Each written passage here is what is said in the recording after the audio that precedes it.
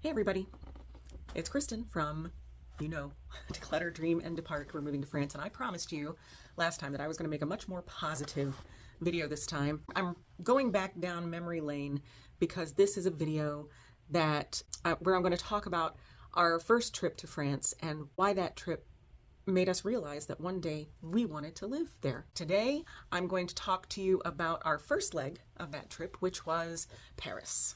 I want to talk to you about things we learned while we were there, both good and bad. If this is your first trip, there is no way you're going to be able to sleep on the plane, even if it's a red eye, unless you're just really good at sleeping in tight places. Not even if you have a blow-up neck pillow. We were keyed up. The seats were not very comfortable, though we did have plenty of space because we were in a 3-seat section and nobody else was in it with the two of us. It was a red-eye flight, which meant they were going to serve breakfast before we landed. If you want a little protein in your breakfasts and that's what you're used to, you better bring some with you because there was none to be found in the breakfast that they served. Let me show you a little clip. So, in-flight breakfast to France consists of French toast, maybe it's just toast here, with carameled apples, strawberry yogurt, tropical fruit, and there was a hunk of bread and butter. And they'll give you extra sugar and orange marmalade if you need even more sugar with this breakfast. But look at this cute little cup of coffee, isn't it cute? That was my favorite part, that and the bread. I'm not eating the rest. So much sugar. The next tip is that we took Rick Steves' advice for packing for a trip.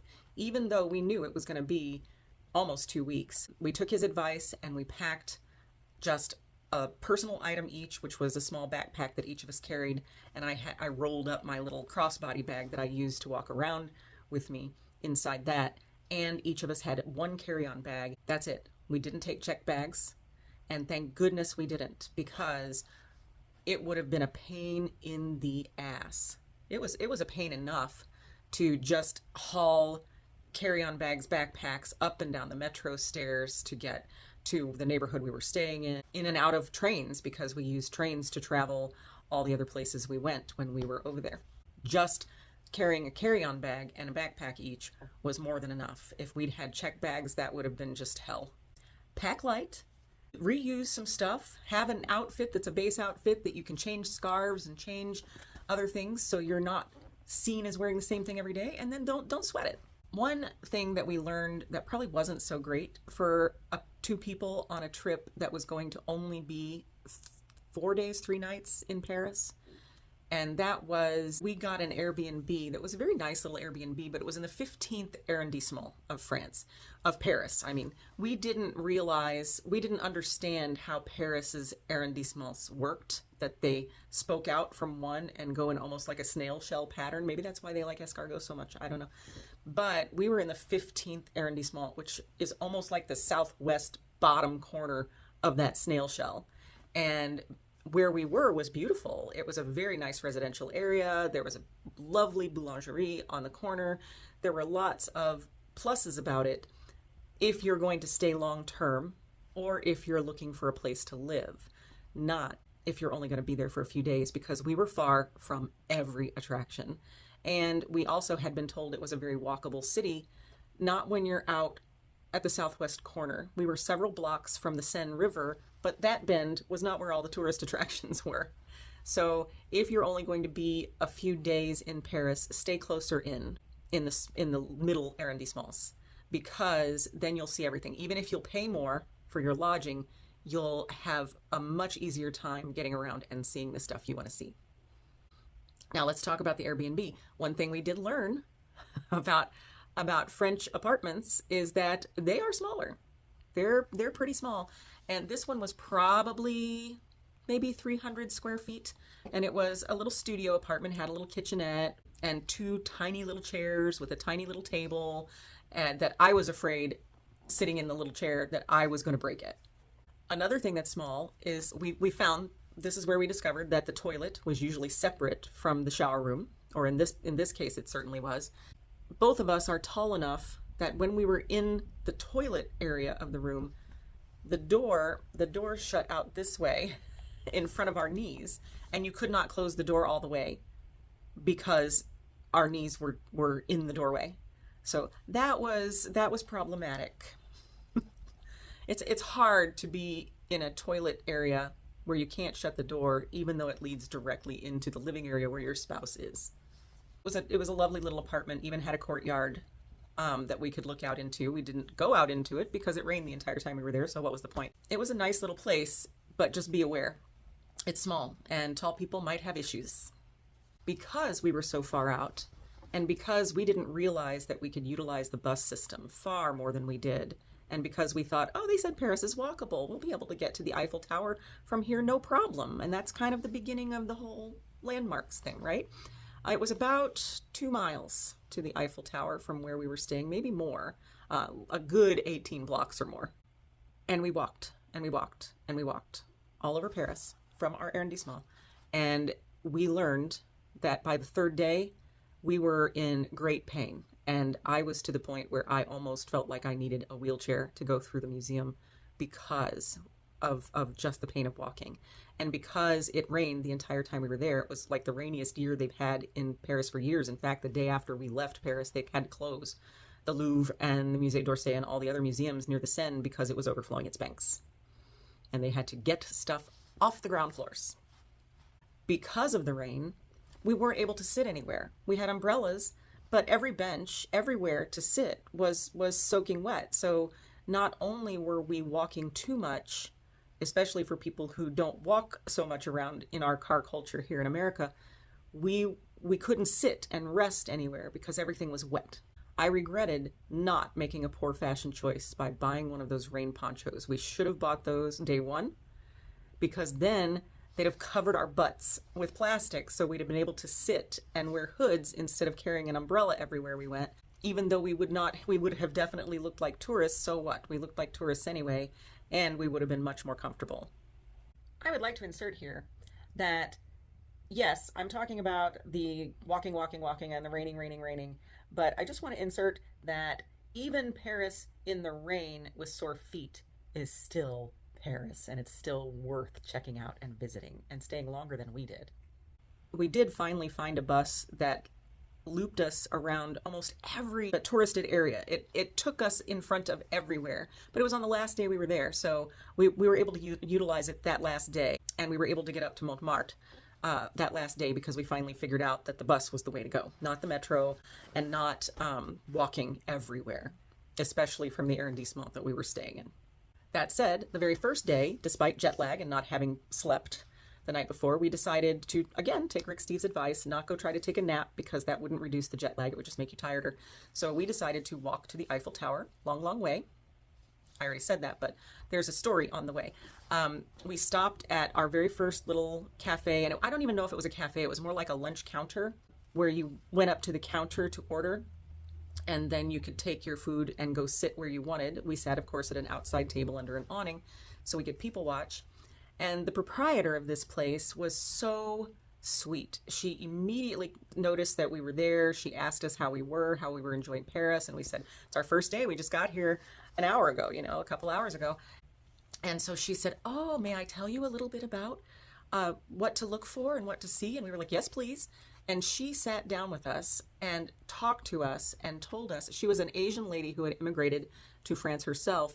And I don't want to say what country I think I remember her being from because I just don't remember. She was just so nice, and she told us to watch out for the pickpockets by making sure we had a crossbody bag and nothing in pockets that pickpockets could get, and nothing in backpacks that people could slice open the bottom of and let things drop out of. She also told us about some of the scammers that hang around big tourist attractions. You'll find them everywhere. You'll find them in Times Square, New York. You'll find them in big cities everywhere.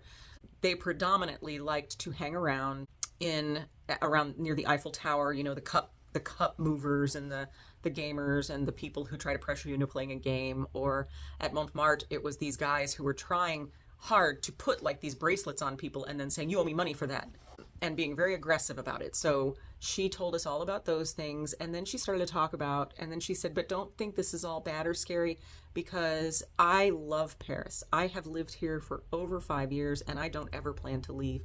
The people here are so kind and so nice, And as long as you remember and understand the culture, which I'll get to in a few, you'll be fine. It was just such a lovely thing. And look at the wine pour. I think I paid maybe €3, maybe €4 at most for this giant glass of wine.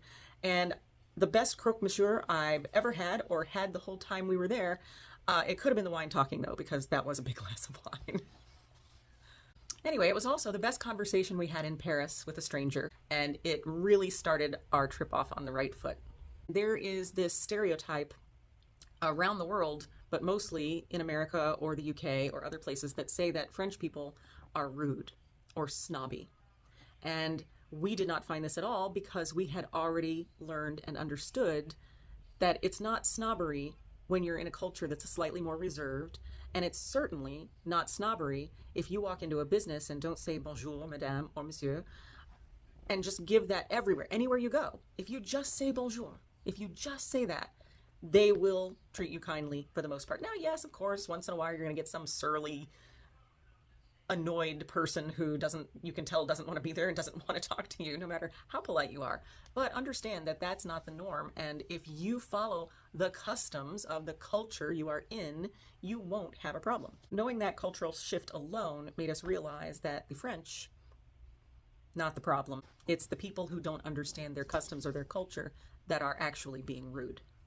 If you walk into a business and don't say bonjour, you're rude, and you might not get very good service. Let me tell you a little story about another little cafe we visited on another day. It was called Bord de Seine. It was right on the Seine, down near all the tourist places, and we had ducked in for lunch to get out of the rain. I'll show you a few clips of the fountain that was right across from here. And I looked up this restaurant, this cafe, and it gets 3-point-something star reviews. But what I found interesting is it either got 4 and 5 star reviews, or it got 1 or 2 star reviews. And then I started reading the lower reviews and thought, oh, so most of the low reviews were of people who said that the waiters and waitstaff were rude and didn't pay attention to them and didn't act nice to them. And it made me think, I bet you're not from there. And I'll bet you didn't say bonjour when you went into the establishment. We went straight to the host stand, which was under this big awning where there were lots of tables outside, and then there were some tables inside, but we wanted to sit outside under the awning, of course. And so we went to the host stand and just politely waited, and it was less than a minute before one of the servers came over and seated us where we asked to be seated. We said bonjour, and they were very nice and let us see the menu, took our order, and then while we were waiting, there was somebody else. There were a few tables filled under this big awning, but we were pretty much alone at that point. What we noticed was there was this big burly guy, that older middle-aged man, I guess, that came in, and he had 2 teenagers with him, and they all, you could tell, were dressed in very American garb. He was dressed very casually, had a baseball cap on with some team, I don't remember what. And they just went to the side and plopped in a table with an ashtray, and he lit up a cigarette, and then they sat and waited. They didn't go to the host stand. They didn't do any of that. They just sat there. So the waitstaff came out, served us, came out and chatted with us, and chatted with some of the other people that were out there, and did not pay any bit of attention to that man who was sitting over near the awning, smoking a cigarette and clearing his throat loudly. I even saw out of the corner of my eye him go like this a couple times. Don't do that. Wait to be seated at the hostess stand, let them seat you, and don't snap your fingers at people, and don't clear your throat to get attention, and don't, when you want the check at the end, don't say garçon. Do you know what garçon means? It means boy. This guy, you could tell, just expected the same kind of cowed down, oh yes sir, how can I help you sir, service that he would get in America by people who are seeking out tips. That was another thing that young lady told us. If anybody asks you for a tip, they're doing something illegal they're not supposed to, and they get paid a good wage, a human wage. So unless you get exemplary service and want to throw a couple euros on the table for them, do not believe them if they say you need to leave a tip. But this guy thought that since in American tipping culture, the customer is always right, and you have to treat the, customer is king, they used to say. They don't have to do that in France. So he expected them to act like American servers have to act in order to make a living wage from their tips. enough said. The waiter at one point, he and I had a hilarious conversation, and we were just enjoying the hell out of a conversation about how people who didn't say bonjour when they entered an establishment and didn't wait to be seated uh, were rude. and I'm sure the dude could hear what the waiter was saying and what I was joking back. And after a few minutes, they'd probably been sitting there 10 minutes, and finally he just got up and huffed away, and so did the teenagers. I don't know if he realized that he was the rude one or if he just got mad because people weren't cowing to him. But it was probably the latter. Latter. You know, the last thing. If you want to know more tips on Paris, where to eat, where to go, what kind of tours to take, what kind of lodging to get, I would advise you to follow Les Frenchies. It's the Frenchies. On YouTube. They are a couple who, he's French, he grew up in France, but also partially had spent his whole adulthood in Florida, so feels American as well. And his wife, who comes from the US, both now live in or near Paris, in one of the outer towns. And they give excellent advice about people traveling. They'll help you with your itinerary. They have a Facebook group. So I'll link you their YouTube channel in the description here, so you can go check them out if you decide you want to just take a trip to Paris. They're the ones to look at. They're the ones to follow. Okay, next, backing up a little bit. The old adage that there is a boulangerie on every corner in Paris is probably true. And there were cheese shops. Oh my goodness, the cheese shops.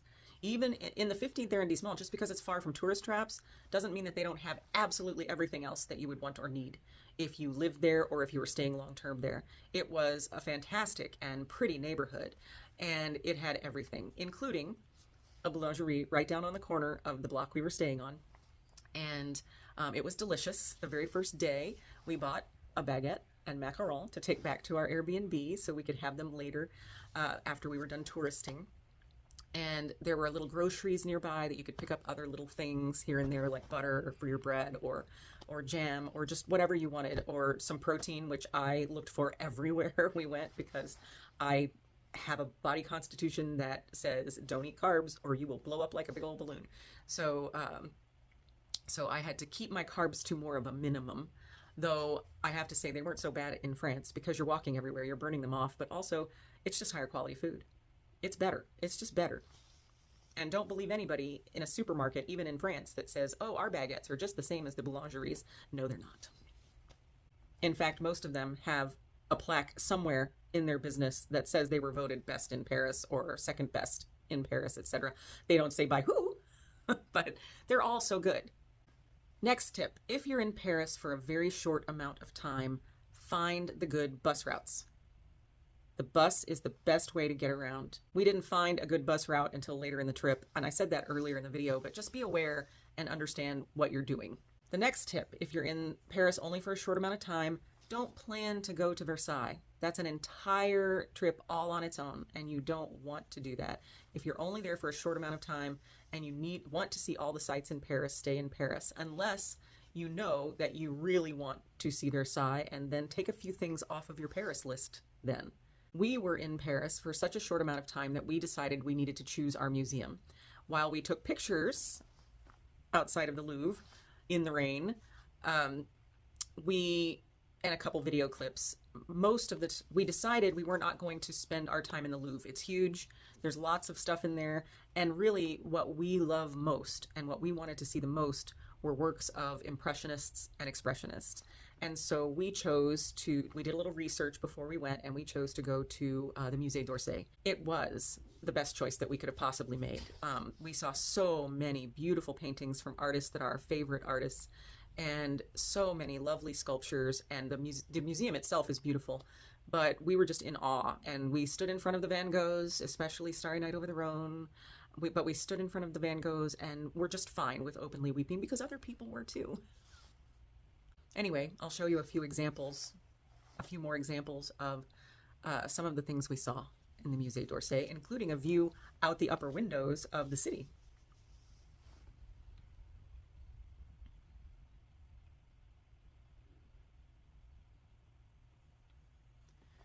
One piece of advice I would like to give you about Paris, or really about France in general, about anywhere in France, if you decide that you're going to take the train other places, because it's less stress, it's hop on, hop off. You've got bathrooms on toilets on the train, so you can get up and walk around. It's really a great way to travel. But be aware that often there are strikes.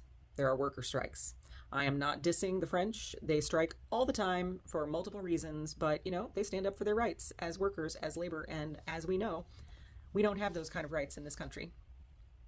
But you do want to know that you will be inconvenienced because many train routes will be canceled or rerouted, and you will end up having to change your itinerary quite a lot or rent a car.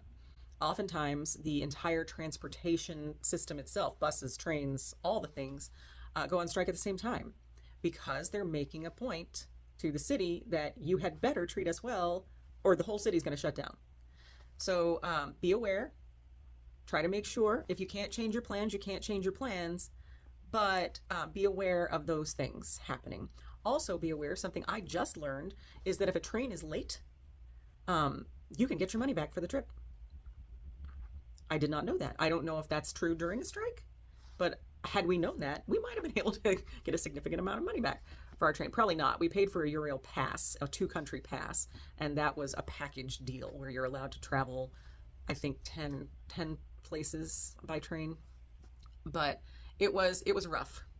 And if we had it to do over again and knew about the strikes, we would have either planned a different trip or we'd have rented a car. We were not prepared, and we ended up having to change our itinerary as a result. But that's a story for another video. So finally, Paris was wonderful, but very wet and a little too big for us. We did discover there that we're the kind of travelers that like to go to the big city and see all the sights and then get out to the smaller, more bucolic villages and towns, I suppose. We also learned that the French people as a whole are lovely and kind. You just have to understand it's a different culture. If you recognize that as the foreigner, that you are the foreigner and you need to follow their cultural norms, you'll get on just fine. So that was the first part of our trip, and the first time we could hear ourselves saying, this is big and it's a little more crowded than I want to live, but we could still live here. Maybe we should talk. But that was the first spark in the fire that made us realize we wanted to live in France one day. I hope you've enjoyed this little walk down memory lane with me and some of the tips and some of the things that we did not get and did not know before we went. Next time, I'll talk about the small little city in the Alps that we went to that felt like it was right out of a Disney movie, and that really was the place that made us want to live in France. I don't think there was an hour we spent in the next place that I'm going to talk about in the next video where we didn't say, oh my gosh, I could live here. Don't forget to hit the little thumbs up, and subscribe to my channel if you haven't already, as my husband and I declutter where we are here in the US, DIY the house some, dream about where we want to live in France because we're not quite sure yet where we're going to land, and then as we get our visas and depart. I hope you follow along. Hope to see you soon. Bye.